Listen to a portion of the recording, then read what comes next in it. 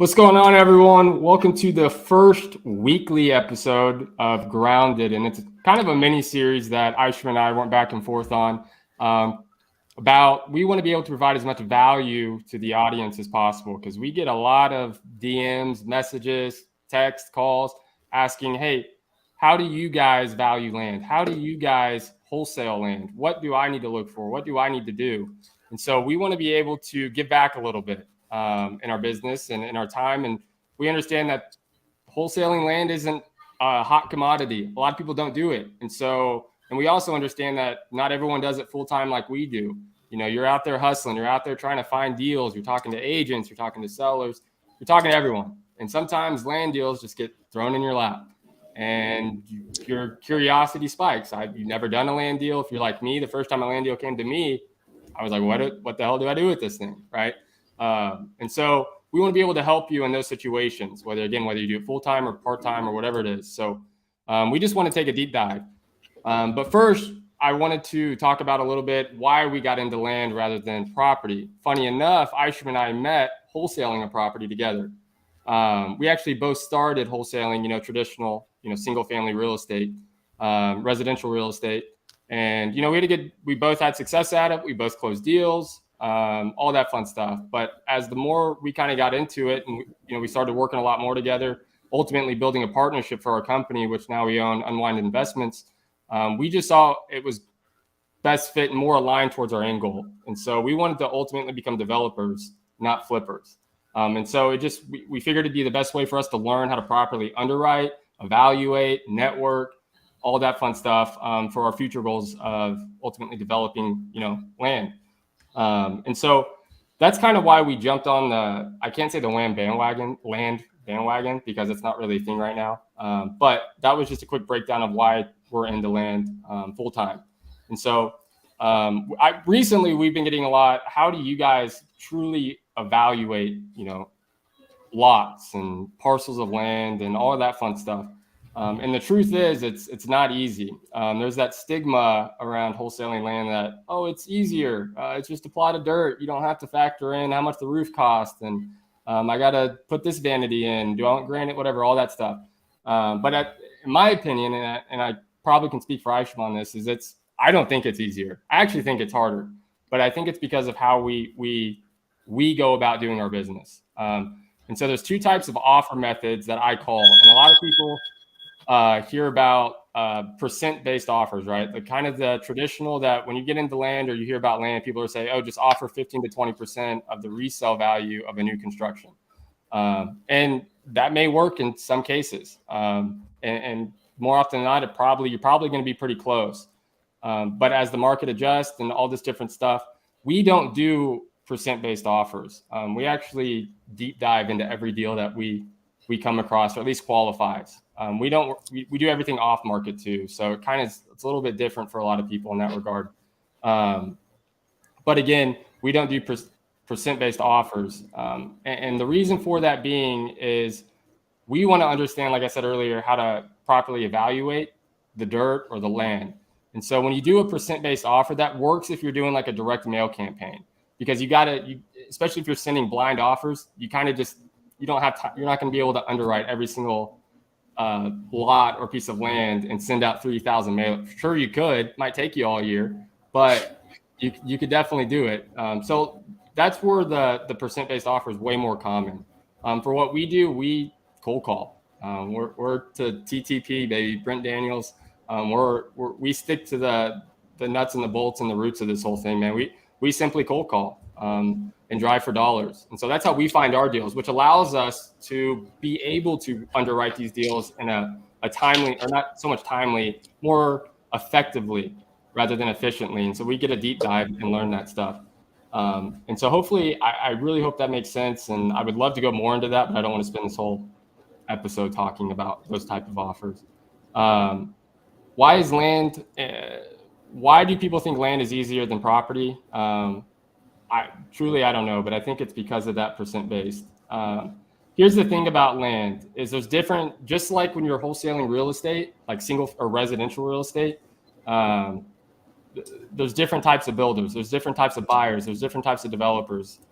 Those of you that are wholesaling traditional residential, there's a flipper, there's a fixer, there's a buy and hold investor, there's guys that only do multifamily stuff. There's all kinds of different niches in residential real estate. It's the same thing with land. It's not like you just go find a plot of dirt and every developer is going to build on that piece of dirt.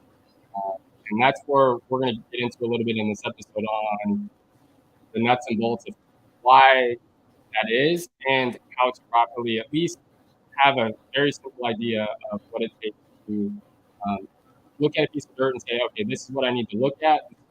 Maybe where this potential development aligns or what direction I need to go for what type of buyer. So I'll start with there's about 4 or 5 general types of land, which is residential infill lot or residential type land, which is where your single family duplex, rural, small multi-section will go on, and agricultural land. Aisha, what do you got? I know you're about to jump in. Yeah, it sounds like I don't know if anyone else out there can hear it, but the audio sounded a little wonky. It's fading in and out. Guys, if you are hearing, if Tanner's mic sounds weird, if you throw a comment or something up there, just it'll let us know. I just want to make sure that you guys aren't hearing it the same way I am. I can still hear you, Tanner. It just kind of sounds like you're a little underwater at times. So, but you're good, man. Fire away. Yeah, I just moved my mic. By the way, hi, everyone. Thanks for giving me a chance to say hi to the people, Tanner. Good Lord. Man. There you go. You get this guy talking about land and he'll just go. Yeah. Hey, look, I no bullshit. I'm just blunt. Like, let's just get into it. I want to talk land. And those of you that I have talked with, I see Remy. You guys know that I can talk your ear off with this stuff. So, but anyways, and I don't want to spend too much time on the different types of land, but just understand that there is a variety. And so what we specifically, what our target is, we really like infill lots, residential lots. We don't do rural, which is, you're talking 100 acres out in BFE. We avoid all of that. And the reason for that being is it, again, doesn't align with our end goal. Those rural parcels, you're not really going to have any development if it's way out in the middle of nowhere. And so it just doesn't align. It's for us, and it's that simple. And so we like to really focus on what we want to do and where our company's vision and goals are. And so for that reason, when I talk about the valuation of land, this is going to be really simple in terms of it's really infill lots, residential type properties, which again, that's what most of you guys come across. At least when we get DMs, it's very rare that we just get a super rural in the middle of nowhere parcel, but it does happen. And so for those that come across infill lots, residential lots where homes can be built, that's where we specialize in. At least that's where we target heavily. So starting with that, there's a few key things that you need to look at for underwriting properly, or at least for paying attention to before you make an offer, maybe even during your due diligence period with builders. But the few things you need to pay attention for is the first and foremost is the utilities. When you're looking at a lot, you need to know if that lot has access to utilities, whether that's which is city water, sewer, or potentially septic, depending on where you're at in the country, electricity, natural gas. Those are like your 4, obviously main, and I believe only, actually, now I think about it, utilities. Sewer and septic, if you're in Florida like we are, that's the biggest one. Because typically, again, when you're dealing with residential lots, it's usually already in a developed area, meaning it's going to have water, it's going to have electricity, it's going to have gas. But sewer lines are really the ones that you need to pay attention to, because that's where a lot of money can get skewed for a builder. If they have to pull a sewer line to your property because it's in a street 2 blocks over, then you're talking big bucks. There's a lot of money involved in that, and it's a lot of time and lengthy process.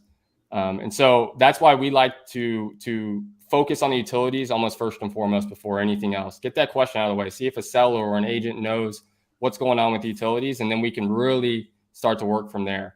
And so the biggest thing, and I could talk 30 minutes on this topic alone, but the biggest thing between sewer and septic is pretty important as well. Just because they're 2 different things, don't think they're equal. They're both costly for one. Septic tanks usually are around 10 grand just to install. Now, obviously that varies depending on the company and whatnot, But the reason that that's so important between sewer and septic is in most areas and most jurisdictions, at least in our market, septics, it's hard to build what you want to build on a septic tank. I'll say that, because a septic tank requires a certain amount of land it has to take up and all this kind of stuff. But rather, when you tap into a sewer line, you can build whatever you want. And so that's why we focus on finding that information out almost first and foremost, because that's what builders want to know. I work dispositions in our company. Isham is the head of acquisitions, closer, or whatever you want to call it. Isham hammers down the phones on these sellers, and then passes this stuff on to me. And then this is where I do my work, which is understanding all the utilities, talking to builders. And so builders, that's the biggest question they ask me when we have a deal. Hey, is there sewer? That's the first thing I usually get. And so that's why I wanted to point that out. One of the next biggest thing is zoning. Zoning actually can be found on a local GIS. And so I want to show you guys what that looks like real quick. So your local GIS map, even maybe some property appraisers, depending on your county and kind of what software and whatnot they use, is going to have your zoning. Zoning is important because you need to know what can and cannot be built on a lot, because that ultimately affects the value. If your property is zoned R1, and in most areas, R1 zoning means just a single family property, which is what that one stands for, one unit. That lot has a cap at what it can be, sold for, essentially, to a builder. But then you get into the difference between, say, an R1, a residential lot, versus a commercial lot. Commercial lots, it's like the Wild West, not going to lie to you, because it just solely comes down to what a developer, and I'm talking like a big boy developer, people that put Chick-fil-A's on lots, oil change places, Walmarts, whatever. It's really whatever they want to pay. So commercial, that's why we kind of stay away from commercial a little bit, because it literally is the Wild West. And so back to the zoning, zoning, I want to use an example before I show everyone what the GIS map looks like, or at least how to find it and kind of maneuver through it. I want to use an example of an R2. So R2 and R market, stands for 2 units, per acre, essentially. Now, per acre can be skewed depending on if it's whatever jurisdiction, if it's in a certain city, whatever. So I don't want to get too crazy, but I'll just use R2 for an example. So at most you can put a duplex because it allows 2 units. So why is that important? Because one builder, you may get your property under contract or get your lot under contract, go to your builders with this. One of those builders may only want to build a spec home on that lot, right? But you take it to the builder next door and he's like, no, I'll put a duplex and turn it into a long-term rental. Well, who's going to pay more? The duplex. Why? Because he's holding it long-term. And so that's why it's important to understand the zoning and what the best use for that lot is, or that plot of dirt. Because again, I want to go back to residential, wholesale, traditional. When you're marketing a traditional single-family residential property and you go to a fix and flipper and you take that same to a buy and hold investor, who typically pays more? The buy and hold investor. Why? Because they don't have to eat so much cost up front. It's the same thing with development. So that's why it's important to understand your zoning and what's the best use for that land. And then the last thing before I jump into the GIS is understand flood zones and your wetlands. And the flood zones and wetlands are going to be able to be found on your GIS map for the most part. I don't think I've ever ran across a GIS map that does not have a flood zone or wetlands map of some sort, where you can identify if there's potentially any wet spots on that lot or parcel. And why is that important? So flood zones, it can affect the value depending on what the flood zone is. And what I mean by the value is what a builder is going to want to pay for that lot. Because if it's in, like flood zone X is what the whole country uses, which determines there's no flood zone. So in a 100-year FEMA flood zone, the chances of that lot flooding for whatever reason, whether it's a storm, massive rainfall for like 6 months straight, the chance of that lot actually flooding and being wet is like a 0.01% or something crazy like that. So it's just high and dry is what you call it. Once you get up to the next levels or there's like a graph, you can go on FEMA flood zone and it'll pull up a graph and show you all the different ones. But once you get above X is when it can start getting skewed in terms of what a builder is going to look at, because if it's higher, if it's in a flood zone, there's usually restrictions that the county or a city is going to require that builder to use on material. He's going to have to elevate that property maybe 3 extra feet, and fill dirt is not cheap. And so fill dirt is one of the other things that builders have to factor in on these lots. But I don't want to dive into too much of that stuff. So those are some of the few key things I just wanted to point out before anything, just so you guys are kind of aware of what to at least look for. If you see something, if you're doing on-market deals and you're looking at a listing and you're looking at the description of what the agent has for that lot, if you see something about a flood zone, if you see something about utilities in the description or zoning, I wanted to mention those things because that's stuff you need to pay attention to if you're reading through a description of what an agent has. That should trigger your brain like, okay, I need to read it, maybe read that sentence twice or whatever it is. And so now I really want to show you guys what a GIS map, at least our county for our main market, what it looks like and what you can kind of expect. And again, every GIS map is different. So I was telling Aisha before the show started, it's funny because a lot of times when people send us deals and I take a look at it and it's in a county or a city that we don't do really business in, but I'm willing to look. Sometimes it takes me a long time just to figure out how the damn GIS map works and maneuver it because they can be extremely tricky. So let's hop over, sharing my screen. So the first thing I wanted to show is when you go to, let's actually start with Google, huh? So Google, I'm literally going to type in, our county or our market's Bay County GIS map. And it's usually going to be the first one that pops up.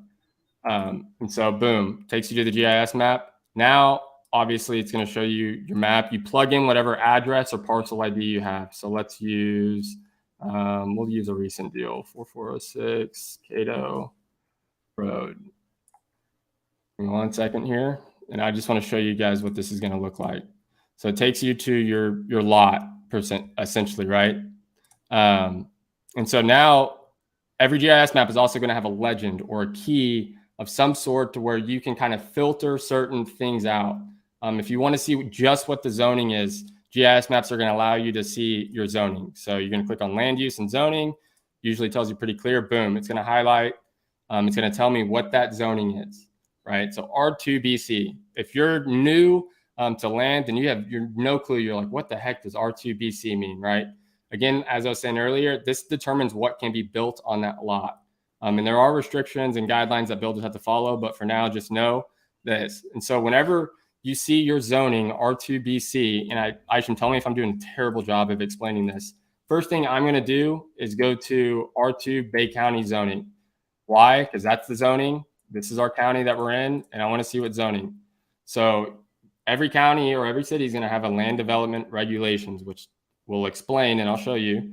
It's going to explain exactly what your zoning means. So I'm going to search down here, residential zones. R, what does that mean? Residential. That's, it's pretty simple and pretty dry and cut. And so I'm going to see, okay, boom, R said R2. So I'm going to click on this, whatever. I'm going to find, okay, so here's R1, scroll down, and just like that, boom, R2. Okay, cool. So now I can see what the county is going to allow me to build on that lot. Again, I don't want to confuse anyone. I don't want to overwhelm anyone, but this is how we underwrite and evaluate deals. And so I know it can be confusing at times. That's why we're here. That's why we want to help. And hopefully showing this will kind of take some of that stress away, at least of somewhat how to maneuver and find what information you need and what to look for. And look, guys, this just like when, if for any of the our fellow real estate investors that are out there that maybe, are wholesaling properties and whatnot, you please understand that just like when you are learning to comp houses, it's not like you watched a video like this and you're good. You know what I mean? Like, this stuff takes practice. It's a lot of work. It's a lot of discovery. It's a lot of, oh, I thought I knew something, but I found out something else. Or, oh, okay, so it's different here than it is here. The same thing applies, essentially with land. And here's one, if this is any sort of comforting information for you, I want to leave you with this. When it comes to residential real estate property, like physical, like a house, there's appraisal rules, right? There's like there are people that it's their job to determine the value of that asset, of that house, right? They're called appraisers, property appraisers. Well, like in the land game, it's not, there's really not such a thing. There's not a person that you can call and say, hey, can you come evaluate my land and give me a price for it? And so what people are doing is they're calling real estate agents essentially and saying, hey, what do you think I can get from my lot for the people that are listing? And then the agent comes out and they do what they're taught to do essentially. Well, I wouldn't say they're taught, but what their broker, probably taught them to do, because they definitely don't learn how to comp in real estate school. But they'll look for comps, right? They'll look for other lots in the area that are comparable that's sold. Well, here's the challenge when it comes to land. Well, land, 100% of the value of land, 100% is based on what a buyer is willing to pay for that land. That's it. That's what determines the value of land, is what someone's willing to pay for it. There's no appraisal company. There's no, like when it comes to auto, MSRP, there's none of that. There's no minimum, there's no maximum. You can charge whatever you want. It's 100% what a builder is willing to pay for, or what a buyer is willing to pay for. So if you have that knowledge, then you just reverse engineer it a little bit, So look, either you're an investor or you're an end user. I don't know who else would buy land or property. You're either going to use it or you're going to invest in it. End users, you guys know this, will pay more, right? They just will. They're willing to pay more. They're able to pay more. Investors, we can't do that. We need the difference to be able to do what we need to do. We need a little bit of delta in there. We need to be able to make money on this thing that we're doing. So when it comes to land, just be careful with comping with other properties, because you may be using a comp that was bought by an end user, which they'll pay more. They're willing to pay more. So if you're using that as your comp, just be careful. So that's just something to think about. Using other land prices to determine your land price, or what you want to try and acquire this for, before you disposition it to us or a builder or a buyer or something like that. Just be careful knowing that. So I just wanted to throw that out there really quick. You really want to begin with the end in mind. If you are looking to acquire a piece of raw land that's out in rural, BFE America, just know that you're not going to want to price that for a builder, because a builder's probably not going to drive all the way out there just to build a house out in the middle of nowhere. So that's one of the reasons why Tanner was saying we stick to infill lots. Infill lot is a lot that's in a neighborhood. Probably has a house to the left, probably has a house to the right. You probably have one on your street. There's infill lots all over the place. So that's where we focus on. That's our bread and butter, because we know we can go to a builder and say, hey, what can you put there? Okay, cool. We know that they can put that there. So we know that this is what we can sell them that land for. And that's what we're going to go over in this video is how to determine the value. Like, what are all the things that we are putting into consideration when we're coming up with the price? No, dude, you're a hell of a coach, by the way, or a teacher. Your communication skills are super effective. Yeah, so to piggyback on what Aishan was saying, it's important to start with the end in mind, which is why, focus on the zoning, what can be built there. And then, like Aishan was saying, we work really closely with our builders. We don't blast out deals, when we get stuff under contract, simply because that's not how our model, our company model, is based out of. Again, we really take the time to properly evaluate deals, because we know what our builders want. And what does that look like? What do you mean, what do your builders want? Well, starters, it means price per square foot. What's it costing our builders to build a spec home? A spec home is a home that's equivalent to a fix and flip, just with a new build date on it. Essentially, that builder is going to buy a lot, put a home on it, or build a home on it, and turn around and resell it, just like a flip. So when you hear spec home, just know that's essentially what that is. It's a fix and flip, but with new construction. That's all it is.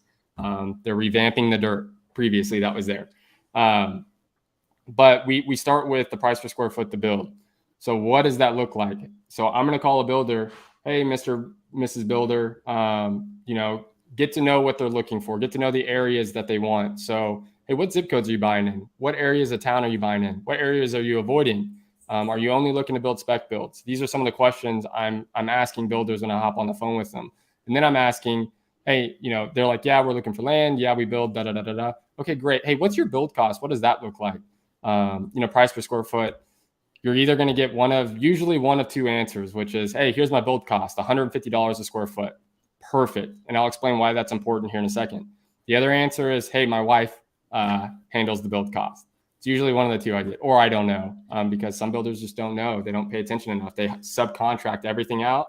They get a bill at the end of the build and say, hey, here's what you owe the contractors, and then they sell it. And so they're just more or less there just to hang out and make the designs, build, strategize. But when it physically comes to building, that's why a lot of builders don't actually know their build costs, because they subcontract so much stuff out.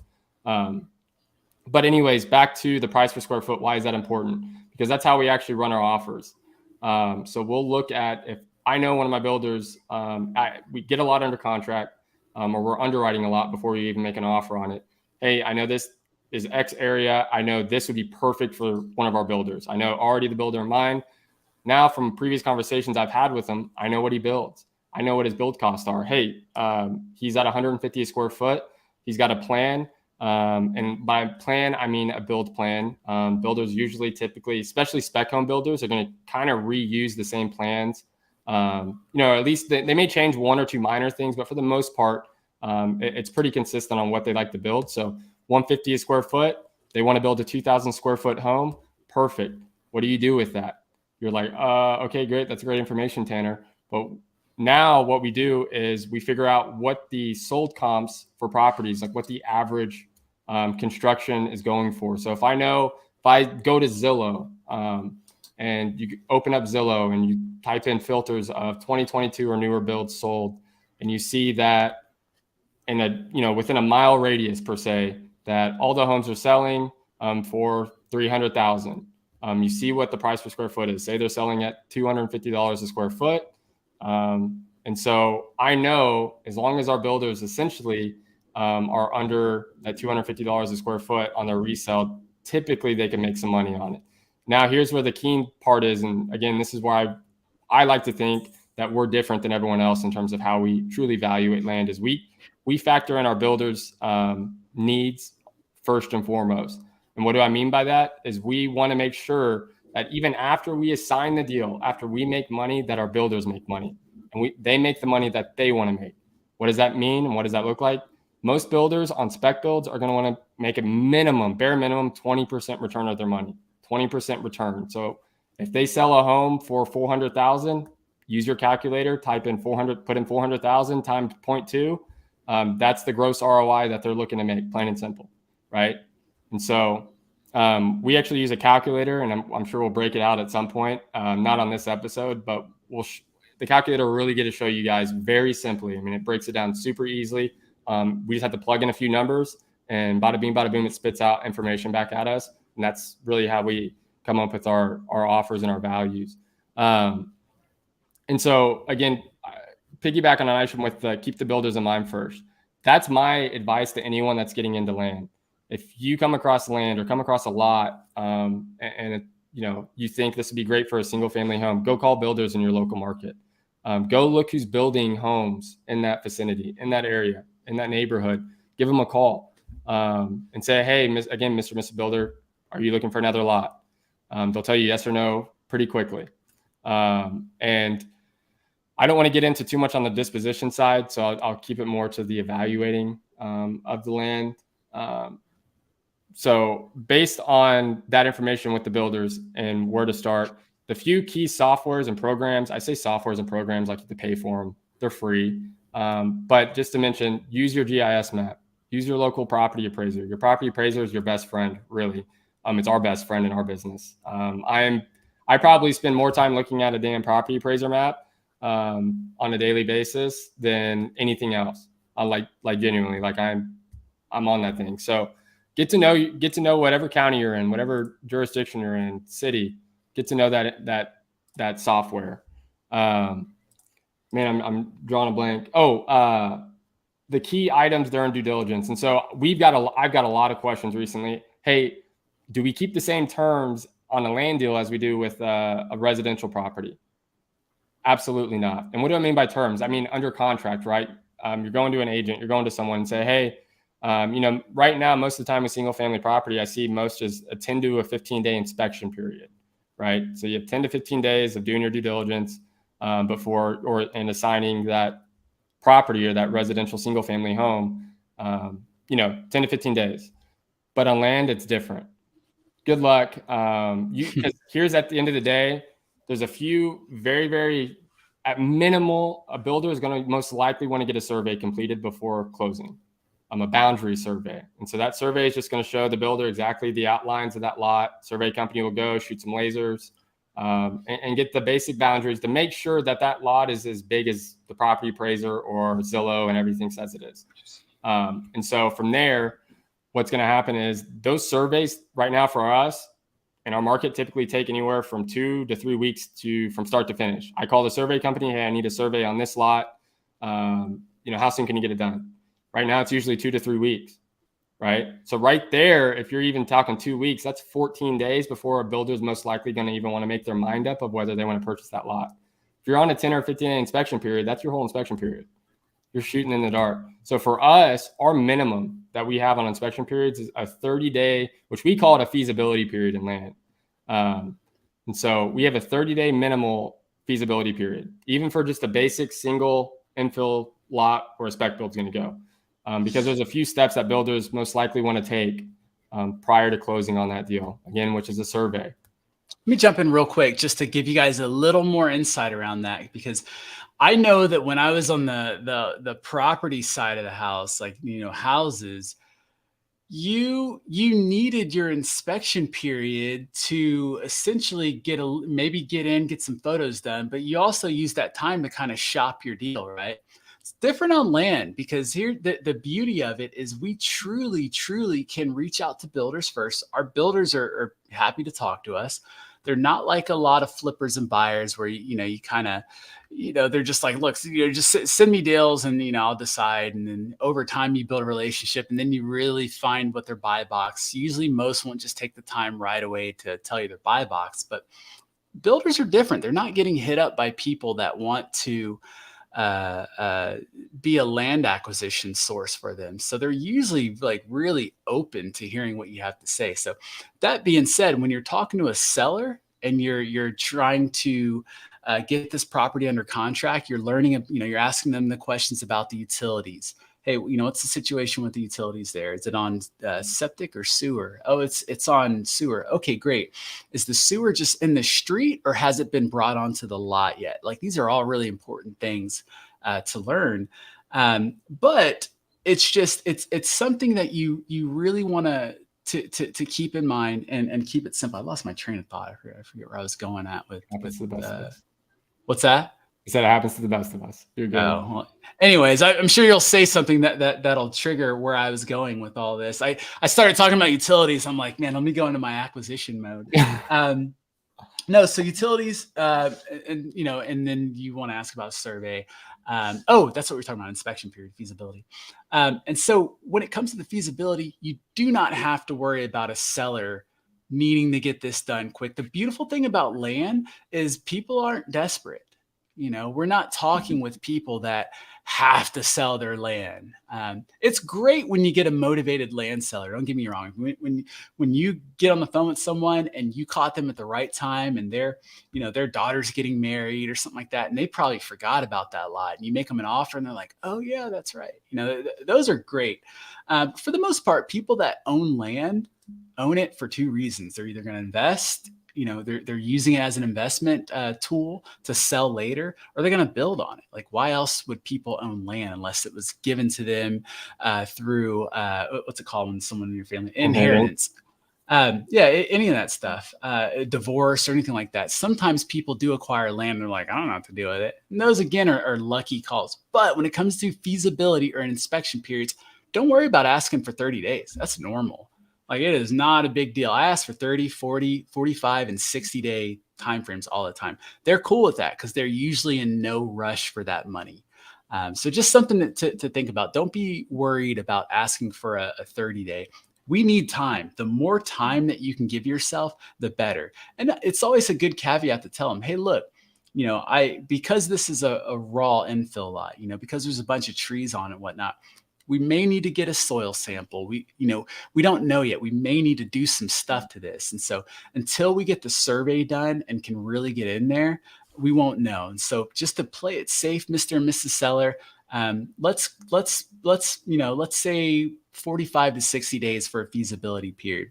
We may be able to get this thing done in 2 to 3 weeks. And if that's the case, then we can close, a week later and we're good to go. So I always give them like a big range, but then let them know, hey, we can close sooner because we do it all the time. And the majority of our deals are closed quicker than what the seller thought we would do it at. So. Yeah, and a few things, this is more touching on the acquisition side, is a few things to mention is in land, there's not so much emotion, as Aishan was kind of pointing out, it's very transactional, which is good for me because I'm a transactional person kind of, so Aishan knows that. But it's unique, especially when you flip over from, property to land, for that reason. Just be wary though, in land too, it's so important to get lien searches back and efficiently done. So if you work closely with the title company and, title search, because more often than not, so a lot of people don't realize that land gets quit claimed a lot. So what does that mean? For those that don't know what a quit claim is, it's essentially transferring the deed, transferring title without a title company. And so why is that a big deal?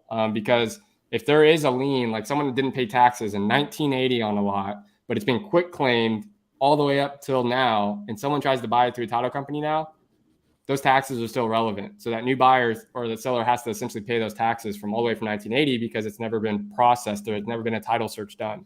And we haven't ran into too much of that, luckily, but it is something that I know it happens. It comes up. Quit claims, and I see that, the hairs on the back of my neck go up a little bit. So just don't think about that too hard. I really shouldn't have mentioned that probably because people are like, oh God. But good title company will handle all of that for you. So you're good there. Yeah. So I guess back to properly, I really want to show the calculator because it's going to make life so much easier to explain this stuff. And so actually, you know what? I'm going to do it. For the sake of the people, I'm going to pull up the calculator. And hey, let's go. Hey, while he's pulling up the calculator, I'm going to just really. So I'm on the acquisition side of the house, right? So my job is, myself and our team. We've got a few other guys that help us in our company that we love to death, and they help us with the acquisition side of things. But nonetheless, my job is to call that seller, see if they're open to selling. Get a little bit the pillars, just like Brent Daniels calls them. We call them the pillars in our business as well. But our pillars are a little bit different. We definitely still want to find out the condition, the timeline, the motivation, and the price. But it's just a little different. Obviously, motivation's a little different. You kind of want to figure that out at the end of the conversation because usually land is very transactional.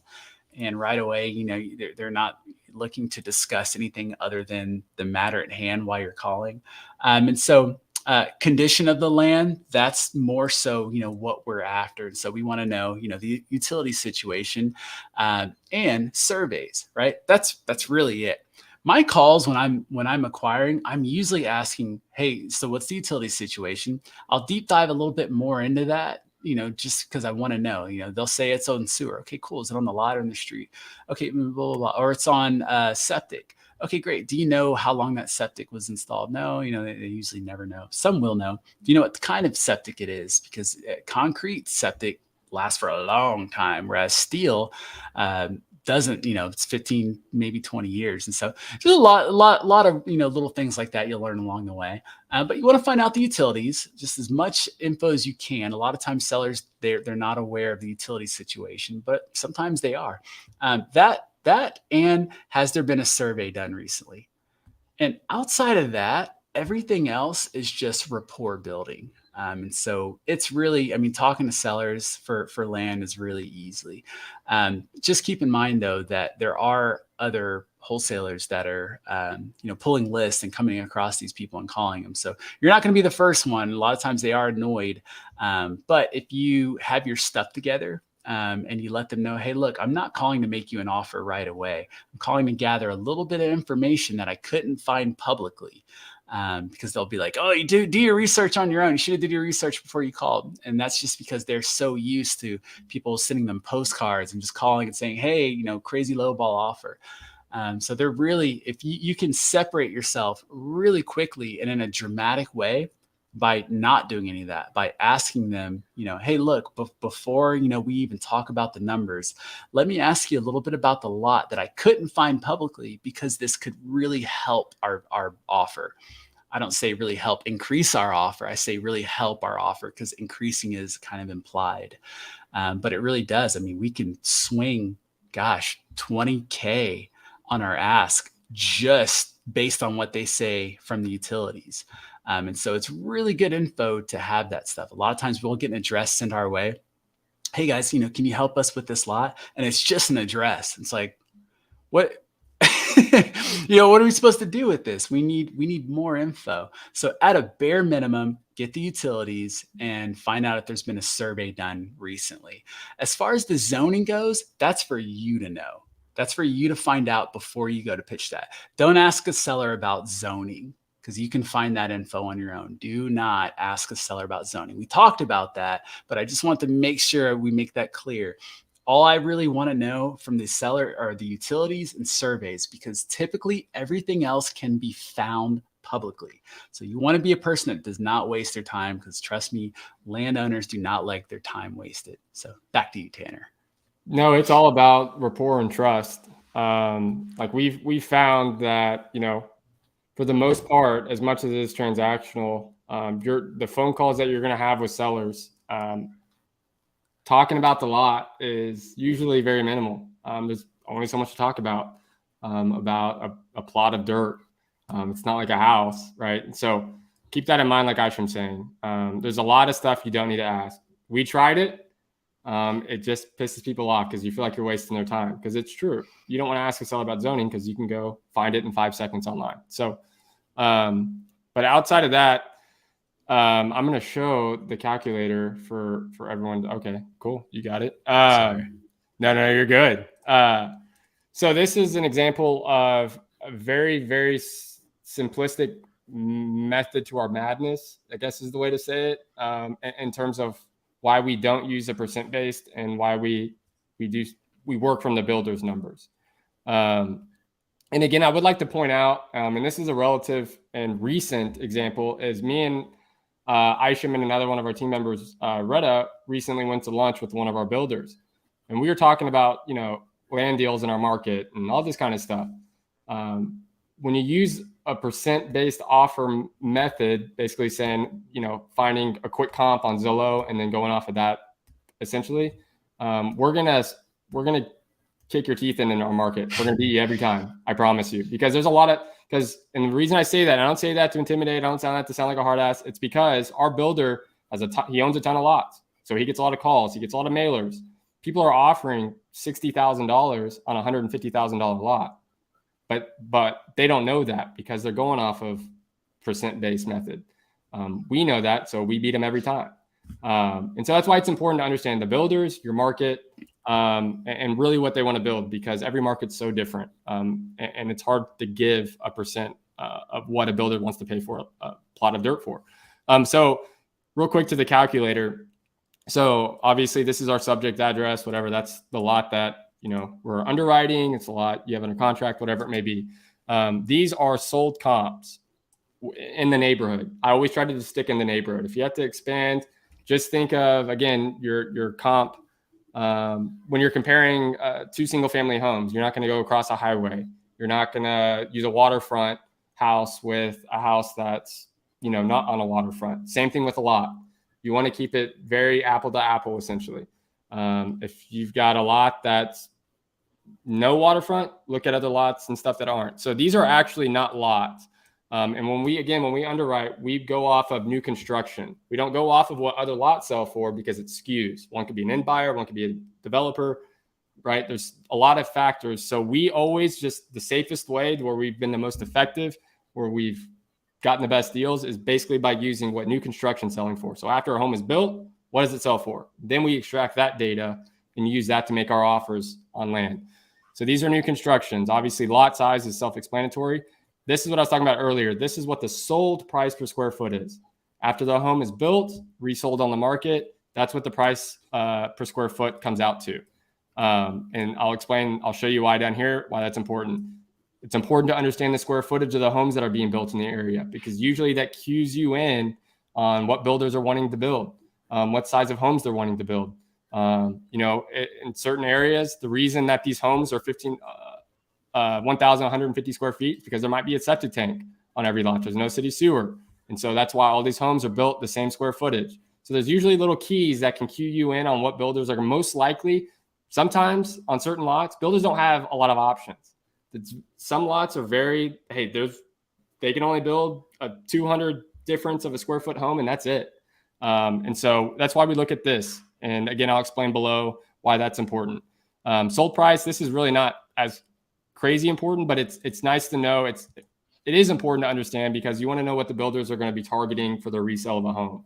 A builder's not going to go into this lot. And again, below is really where the meats and potatoes are. And so I'll get into that. But a builder's not going to want to build a home and then try to sell it for $800,000 in this neighborhood, right? Why? Because all the homes are selling in the mid 500s.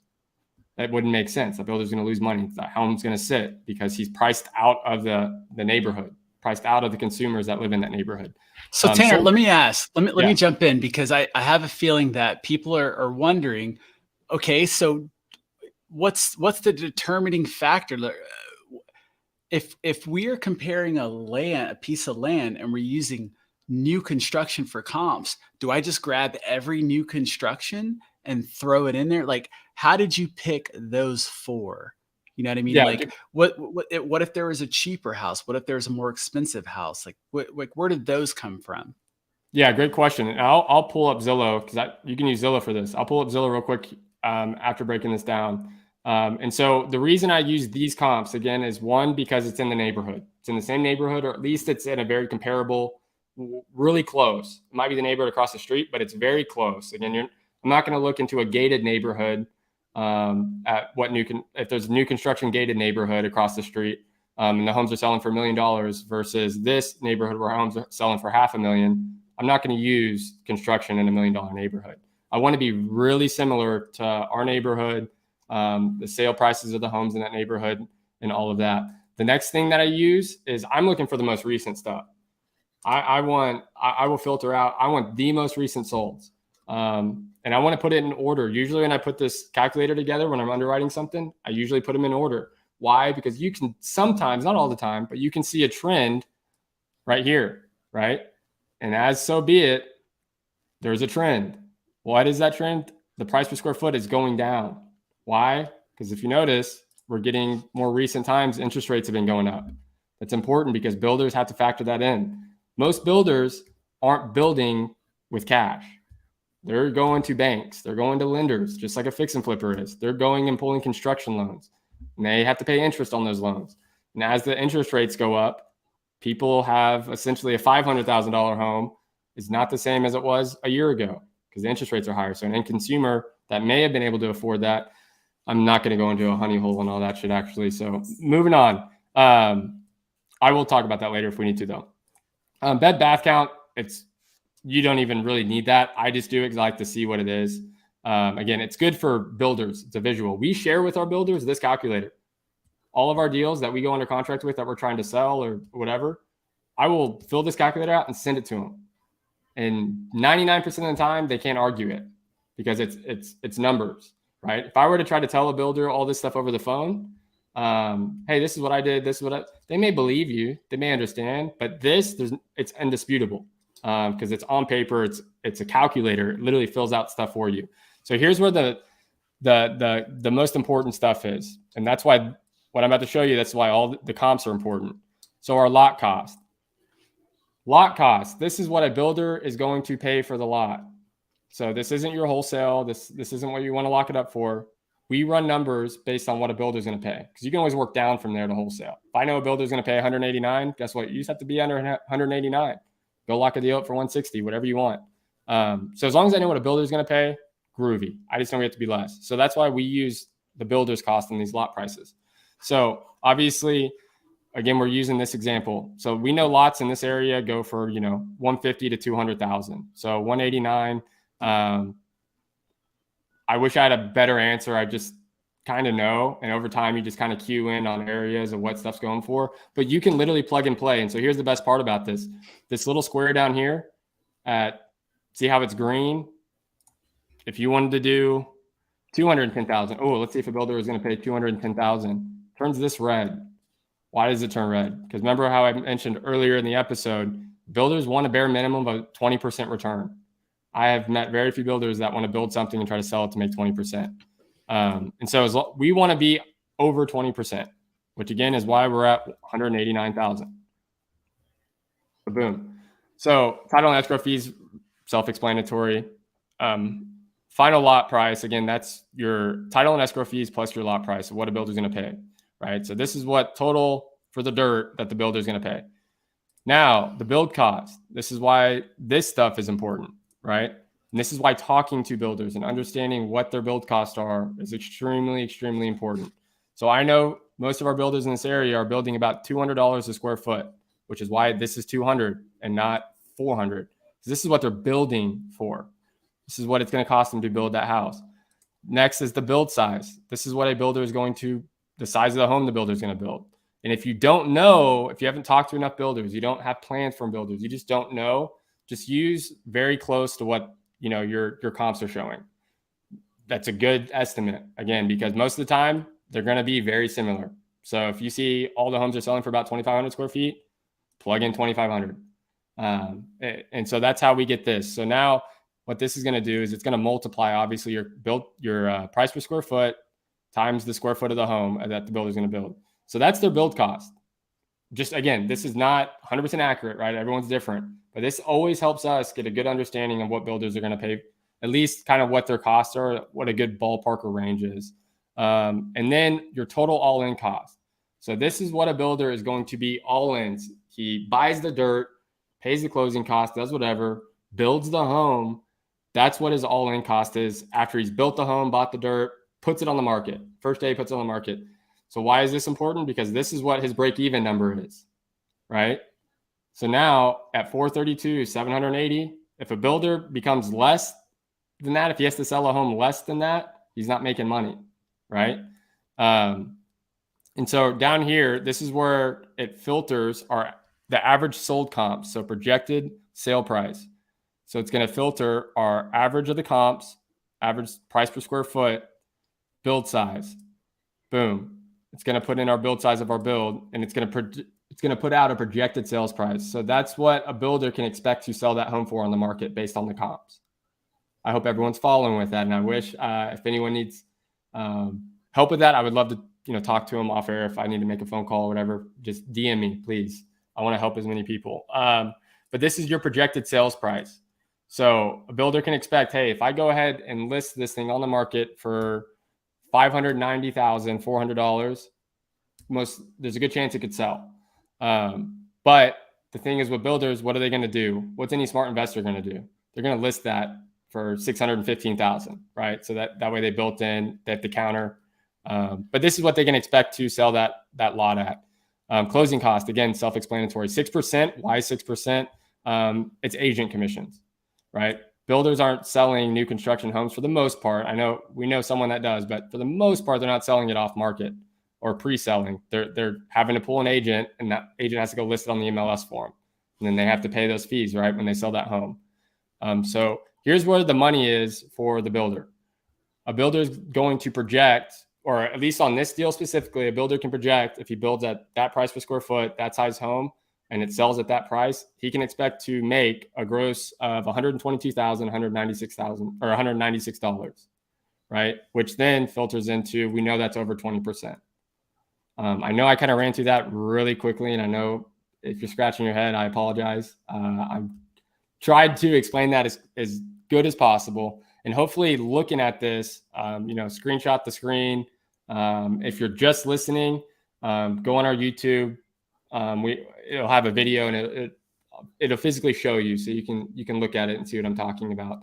If you're only listening. So, Isham, do you have anything you want to poke at, add,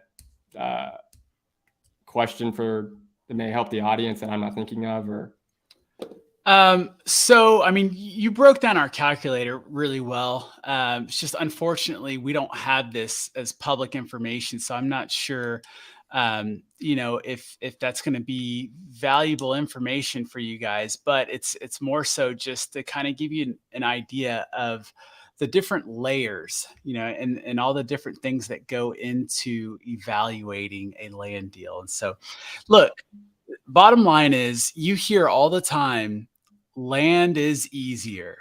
And frankly, it kind of pisses me off when people say that, just because it's like people saying, hey, like you can get started in real estate with no money down. It's true. You totally can. It's just very rare. You know what I mean? You need to at least put earnest money down. So it's one of those things where it just sounds better than what it really is. And so, look, guys, like if you're curious about land, reach out. Love to talk. Not Look, I'm not in the convincing business. I could care less if we get more competition. If anything, I don't want people doing land, but we're not scarcity minded people. Like we'd love to help, but please don't do this because you think it's easier. That's a recipe for failure, and you probably shouldn't want to go for the easier thing. If it's something that it just seems challenging, it seems alluring, you want to know, then go for it, by all means. But here's the thing about land, it's not, it's kind of like, a lot of us, when we started, we tried working multiple markets, and then we realized, oh crap, I've spread myself way too thin. I need to focus on a market. It's the same when it comes to, the real estate game. If you're trying to wholesale a house on Monday, a multifamily on Tuesday, and a land deal on Wednesday or Thursday, like good luck. There's so many different variables to each one of those things. You know what I mean? From the conversation that you have with the seller, to the type of buyer, to the underwriting process. I mean, multifamily alone, that's next level stuff. So I don't want to say land is next level or anything. It's just different. And so if you are primarily focused on residential real estate and a land deal falls in your lap, if you don't want to deal with land, don't deal with it. Just it's not like every single opportunity you get, you have to try and do something with. Get okay with like moving on. But if you really want to learn the land game, I mean, this is a brilliant area. It really is. It's totally different. I'm not going to say it's better. It's not. I'm not going to say it's worse, because it's not. It's just different. It really is. The whole saying is, in land, we don't have toilets, tenants, or termites. And it's like, haha, that's funny. But what we do have are transactional sellers. It doesn't matter how good of a salesman you are. If a person has a certain number in mind, you know what I mean? Like you've got to figure out how to either help get their number down by educating them, or just move on. Whereas in properties, you're really trying to get that person to just trust you. You know what I mean? To link up and do all that. I mean, if you still want to build trust in land, of course, it's a major issue, but ultimately it just comes down to the numbers. And so for land, valuating your deal is a big deal. I mean, it's a huge deal. On the house side of things, it's a huge deal only in the sense that you want to, you may have to retrade if you lock it up too high. You know what I mean? Like those things happen kind of earlier on in your business, and eventually you don't have that problem anymore. Land's different. It just is. And so I just wanted to throw that out to you guys. I see Joe's got a question. Are you pricing lots at 10 to 20% of new condition? Tanner, what's your answer to that? I'm assuming Joe means construction. I hope that's what he means. New construction. It's funny, when I first read the comment, I thought it said nutrition. I don't know what. There's no N or U in there, whatever. Anyways, Joe. So it changes per market. So what we see is 10%. Right now, our builders are about 10% of resale value, and that, again, that's for a spec home. And so the biggest indicator, though, is when I shouldn't say indicator. The biggest thing that we have to pay attention to when you're doing it based on a percentage of resale is what's a luxury area, like a luxury market, a luxury neighborhood. Like if you're in one market and there's certain areas that are $1 million, usually that 10% gets thrown out the window, because that's where custom home builders get started coming into play, semi-custom home builders. And so they pay a little more because they have actual clients. And so quick example. Sorry. There's an area in our market. So we got, Panama City Beach, and you move over to Santa Rosa Beach. And this is up in the panhandle of Florida, where there's this area called 30A. I mean, it's like 10 minutes from Panama City Beach, right? Not far at all. But you have a quarter-acre lot in Panama City Beach that would probably go for 70 to 80 to maybe 90,000, something like that. You move that 20 minutes over, and that is now a $300,000 lot, and what's funny is they're going to build a $1 million house on it. So if you take the percentage deal and you go with that real rigid, 10 to 20%, whatever, let's just say 10%, because that is, builders typically are about 10% of the sold price is what they're looking to buy land at. Well, you go to this market, $1 million house, you're thinking, 10%, that's what, $100,000, right? Am I saying that right? $100,000, right? You're going to get laughed at. You make $100,000 offer on a lot in this area. I mean, lots everywhere. That same right across the street just sold for 300, 400,000. So it's tough when you just approach this with the straight up percentage. It really is very, very market specific. Good news is builders love talking about this stuff because they would love the help. They would love someone feeding them deals. So get on the phone with a builder in that area and have a conversation. Yeah, and I want to give a few just really quick relative examples. So there's a certain place in our market where homes sell for 300,000. Every lot goes for about 30,000, right? 10%. You're like, heck yeah, I figured out the method. And so, but again, like Aishan was saying, you move that same lot over, that price goes up. And so, and a few reasons those prices go up is based on the strategy, the exit strategy. And so for another example, just 30 minutes one way in our market, a 50 by 65 lot, just like I was showing on the calculator, can go for 150,000, but homes are only selling for 550,000, right? That's way more than 10% of lot value. But why is that? Because a lot of builders in that area are building a home and then selling to investors for short-term rentals because it's close to the beach, right? And so that's why it's also important to understand what type of user is going to be purchasing those builds. And again, you have to factor that in, because the reason that $300,000 homes in one area, builders are buying 30% at 10% of that value, is because they know they're just going to stick maybe a first-time family, first-time home buyer in that home, and there's no investment strategy behind it. But then again, you go 30 minutes down the coast, and that 30,000 lot turns into a $150,000 lot, even though the homes are selling for 500,000. Again, if you do the math in your head, that's way more than 10%. But that's because an investor is buying that property. And then you go 30 minutes further down where Aisham's talking about, in the 30A region. Holy smokes, good luck. I'm just kidding. It's so, again, small lots, 400,000, and they're building $2 million homes on it. Again, do the math, that's way over 10%. There's even lots that will sell for 450,000, and they're only building $1.4 million homes. Again, way more than 10%. So it's just important to understand the exit strategy on the builder's end, and understanding your market. That's the biggest thing. To keep it simple, understand your market. And that's really all I have to add to that. But whew, yeah, We're at an this hour. up, 'cause We are at an hour. I don't want to drag this on. I know if I don't pull Tanner's plug, he'll keep going. Keep going, baby. He's a machine. Guys, look, okay, so moving forward, we're going to be doing this every Wednesday, right? We're still not sure on the format of doing this. It's ugly. It's always messy in the beginning. I'm sure it was in your business. We had no clue when we hit live, like when we hit start broadcast, we're like, what's going to happen? Like we we're figuring out, just like, everyone else is as well. And by the way, I don't want us to sound like we've been doing land for years and we've got all this knowledge and experience. We've got quite a, decent amount because we have condensed a massive, we've probably sold 15 to 20 lots in the last few months. Average assignments, 10,000, 15,000.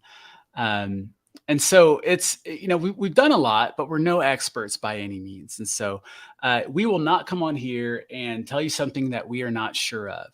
And if one of us says something that, we don't think is true, then the other one will chime in. We do it all the time in our business. It's kind of funny.